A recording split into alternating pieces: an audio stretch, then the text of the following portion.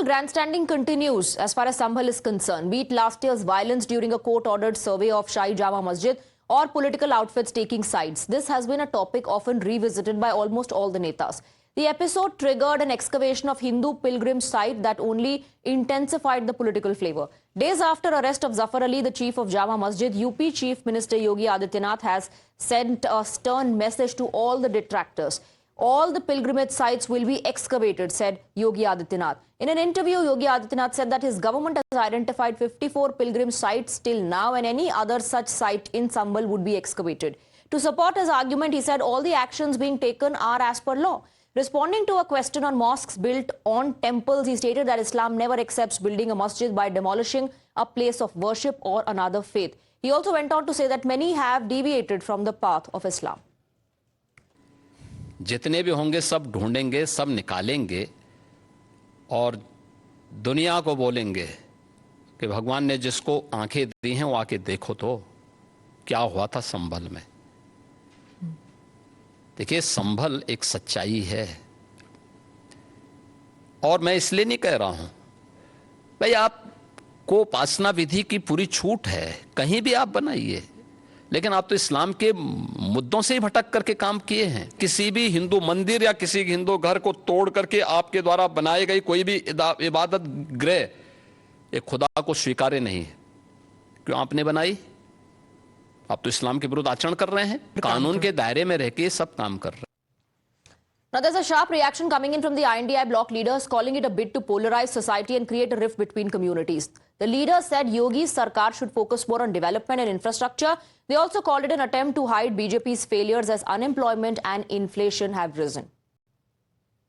Bharatiya Janata party और जो वर्तमान में उत्तर प्रदेश की सरकार है उसको अपनी उपलब्धियां गिनाने को कुछ नहीं है। आप अपने मुद्दे, आपने अपने काम के दम पर जनता के बीच जाइए और कहिए कि आप हमको फिर से चुनिए, लेकिन उनका काम जमीन पर दिखलाई नहीं पड़ता है।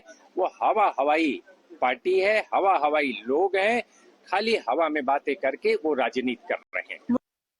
देश का कानून, चाहे प्रधानमंत्री हो, चाहे मुख्यमंत्री हो, कोई भी हो, सबके लिए बराबर है। और आज देश का कानून ये है कि 15 अगस्त 1947 को भारत के उपासना स्थल विधेयक के मुताबिक जो स्थिति थी वही लागू रहेगी। तो उसे कोई मुख्यमंत्री, कोई प्रधानमंत्री बदल नहीं सकता। हाँ, चुनावी भाषा का इस्तेमाल करके, उत्तेजना पैदा करके, नफरत पैदा करके अपनी कमियां छिपा सकता है। ये कुछ कर भी नहीं सकते। योगी आदित्यनाथ से आप, हम या उत्तर प्रदेश की समझदार जनता ये नहीं उम्मीद करती है कि योगी आदित्यनाथ जी उत्तर प्रदेश में कुछ आईटी सेक्टर को इम्प्रूव करेंगे। योगी आदित्यनाथ जी उत्तर प्रदेश में हॉस्पिटलिटी को बहुत बेहतर बनाएंगे। जब मुख्यमंत्री नहीं थे तब उनका बयान था कि अगर कोई एक मुसलमान हिंदू बेटी के साथ गलत करेगा तो हम मुसलमानों की बेटियों को कब्र से निकाल कर उनके साथ गलत करेंगे। ये योगी आदित्यनाथ के बयान है। No, I would request him, urge him. Has he identified sites to ensure that unemployment does not exist? Or he doesn't have these things on the agenda? Only polarization and divisive agenda. I think some sense should prevail in his head.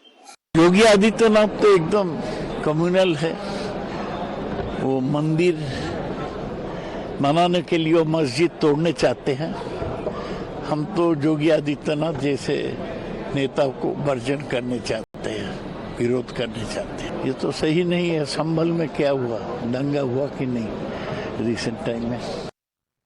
Now, the Samajwadi Party MP Dimple Yadav has also slammed the Uttar Pradesh government. She said digging old graves is BJP's only policy. Listen in. अगर हम उत्तर प्रदेश का पिछले 8 सालों में विकास देखेंगे तो हमें समझ जाएंगे कि आज प्रदेश की क्या हालत है। तो कहीं ना कहीं ये पुरानी बातों को खोद कर निकालना, गड़े मुर्दे उखाड़ना इन भारतीय जनता पार्टियों की अब नियत और नीति बन चुकी है। और जो मुद्दे हैं, जो देश के हमारे मुद्दे हैं, जहां बेरोजगारी का मुद्दा आज परम बहुत इम्पोर्टेंट है, बहुत महत्वपूर्ण है, जहां महंगाई का मुद्दा है, जहां एजुकेशन फैसिलिटीज का मुद्दा है, जहां लगातार एजुकेशन की जो फीस है वो महंगी होती जा रही है, तो इस तरह कई मुद्दे हैं